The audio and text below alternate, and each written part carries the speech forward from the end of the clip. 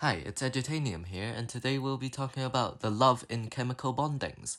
I recently found a way to very easily explain the three basic chemical bondings we learn in chemistry lessons, and it's related to love life. Strange, I know. But bear with me, because today we'll be going through covalent, metallic, and ionic bonding very quickly and informatively. To understand how these bonds work, you need to know something called valencies. Each atom has a valency. Valency is the number of electrons lost or gained by an atom to achieve a noble gas arrangement. And a noble gas arrangement means that the atom has a full outer shell filled with electrons, most commonly 8, but there are various numbers depending on which shell it is. It's very easy to tell the valency of an atom by looking at the periodic table. Columns are called groups and rows are called periods. A good thing to remember is that the group number is always the same as the number of outer shell electrons of the elements that belong in that group. So the whole column of elements in group 1 have 1 electron in their outer shell.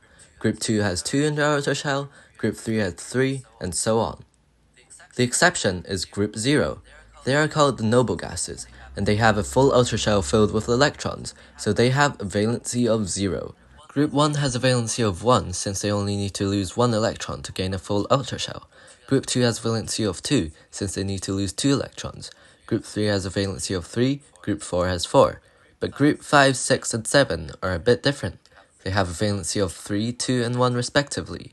Because to get a noble gas arrangement, you need 8 electrons, and Group 5's elements are 3 electrons away from 8, Group 6 is 2 away, and Group 7 is 1 away.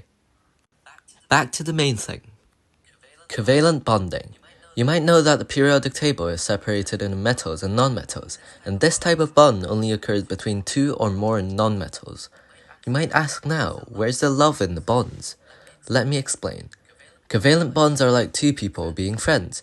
They have been best friends since they were born and they share their childhood memories. And that's where the bond comes in. These memories they share create the bond. And back to chemistry terms, these memories are simply electrons. These two people are like elements, for example oxygen. Oxygen has valency of 2 since it's in group 6.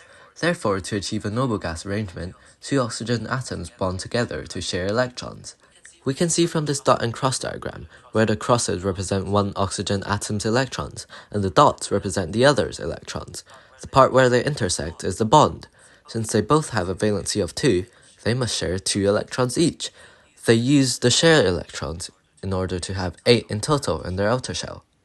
Just like how sharing is caring in real life.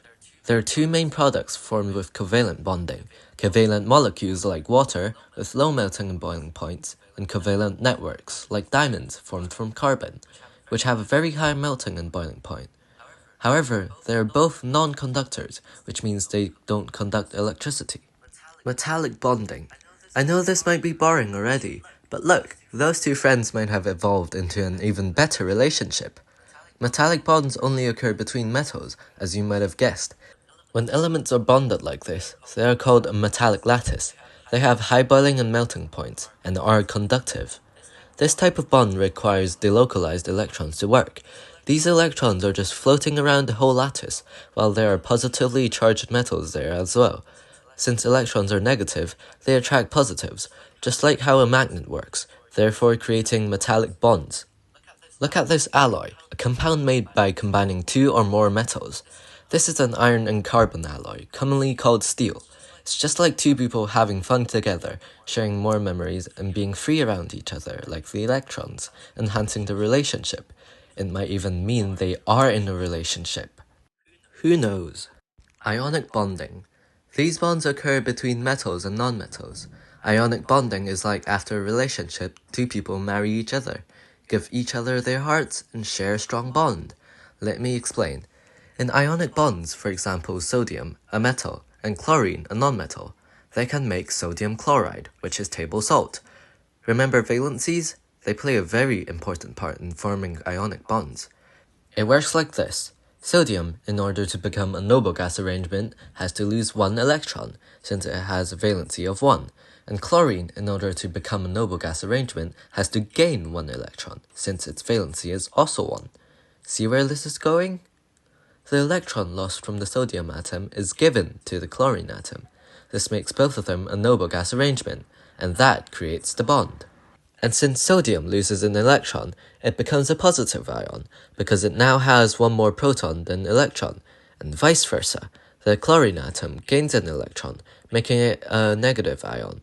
That's why they're called ionic bonds. This creates ionic lattices, just like metallic lattices, but a little bit different. They have a high boiling and melting point because of its strong bonds and can conduct in solution, which means dissolved in solvents, such as water.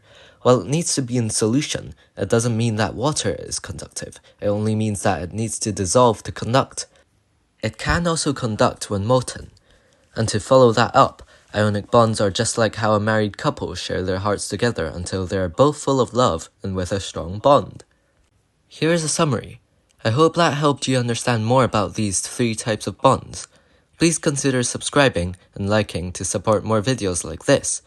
Feel free to have a look at my other videos. Have fun with chemistry and see you next time.